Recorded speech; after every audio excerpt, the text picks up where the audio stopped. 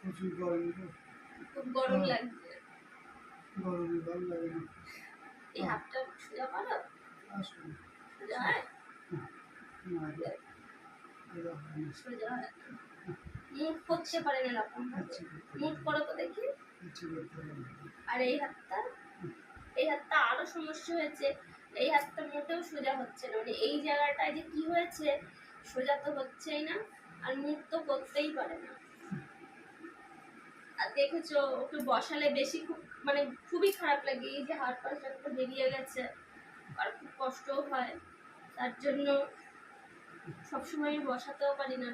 আমিও তো মানে আমার নিজেরও গা হাত পা খুব ব্যথা হয়, সবসময় বসিয়ে বসাতেও পারি না, তো তবু চেষ্টা করি আমি পিঠ দিয়ে হেলান দিয়ে রেখে দিয়েছি, নইলে আবার পড়ে যাবে। যাই হোক, ভালো লাগলে লাইক কমেন্ট শেয়ার করে দিও।